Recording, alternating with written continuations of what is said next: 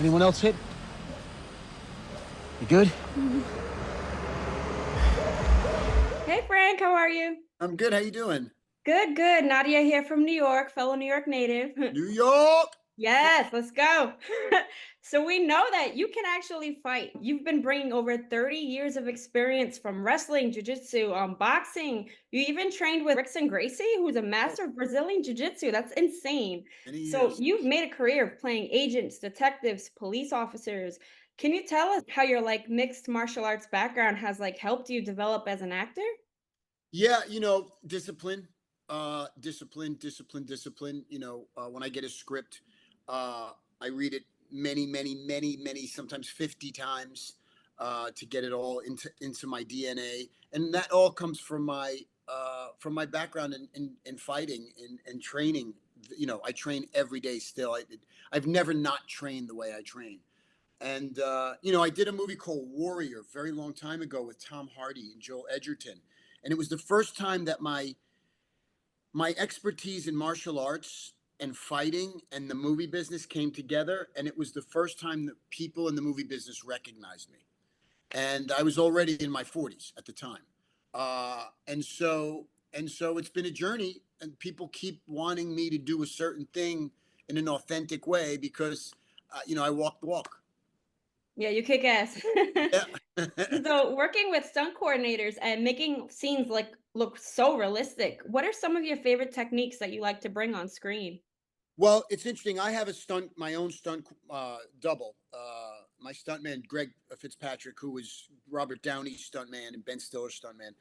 He's won many awards. And our thing is, Nadia, to make it authentic. So we never like to structure fight scenes so they look like fight scenes. So they look like they're dances and fights at the same time, which is very kind of Asian martial artsy business. Like as much as I love the Keanu Reeves movies, it's very stylized, and we want the fights to look more visceral and guttural Mhm. and ugly, which fights really are. And that's kind of the jam. It's just making it authentic. Like gritty, knuckles, blood. Yeah, like when I don't know if you've ever seen two people fight, but it is not attractive. It's off-putting.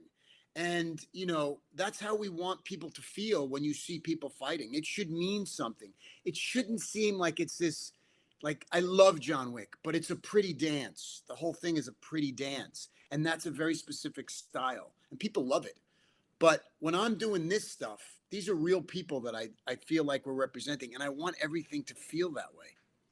That's a good point because even thinking about this movie, like I don't want to give anything away, but you have a fight with Makai, and I guess you kind of see with that like the different fight styles, a little more realistic in a sense, like Yeah, you said. yeah, it's ugly. It's ugly. Like when two people are fighting, it's not pretty looking. Like it's not choreographed. I can tell all the choreography when I watch certain movies. And me and Makai, we didn't have a lot of money. We had or a lot of time, so we had to do it on the day. And that's why my guy Greg Fitzpatrick is so brilliant. He knows my strengths, and it's like, what could we do to make this horrible looking, to make people kind of squirm a little bit, like Like, ugh, yeah. Oh God. And so yeah, hopefully, we do our job and hopefully people respond to that.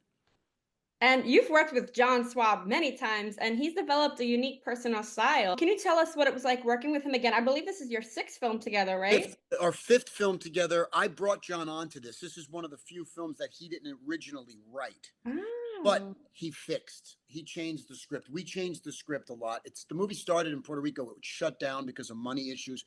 Then we got to go back to Colombia and make the movie. And John worked vigorously to really dial this thing in. I just, when I first worked with him on Body Brokers, I said, this guy's going to be a superstar. He's amazing. Young man. He's amazing. And he just got signed by my agents at CAA. Like, he's about to become a household name. That's how good he is. Oh, that's a team up. I love that. Do you, Yeah. I guess, especially since you brought him on, do you kind of get a little creative freedom and like bounce ideas off with each other? Yeah, yeah. We kind of took the movie over, like, along with the other actors, and we put a lot into it. And again, we didn't have a $60 million budget, so, or like 90 days to make the film. So we put a lot of into it, and we drew a lot from experience, and we drew a lot from other films that we loved. And you know, we try to make a film that resonated with story, with the political aspects, with the family aspects, and then pepper in that action so that it was just enough to keep people excited. Absolutely. When I got to talk to Juan, I asked about your characters and like being desensitized. And we talked about like I would like to see a team up of you two, like a prequel of Guapo and Gunner's like past relationship. Yeah, you know, it's funny. When I met him, I saw his face, and I'm like, this guy looks like somebody. And I went, he looks like me. Like I said, this guy feels like a brother. He feels like a close first cousin or somebody. And getting to work with him, like he's so loose, and he brings that Latin zest, that beauty, that freedom, that sexiness. Like I think that guy's amazing. Awesome. Thank you so much, Frank. Congrats on the movie. Thank you. Thank you. It was great talking to you. Have a good The one. city. It's the only way to the extraction point. We have to go right through it. Julie and David, you stay in the middle. I'm gonna take the point to the west. Go up, get the 6. Let's go to the water. Los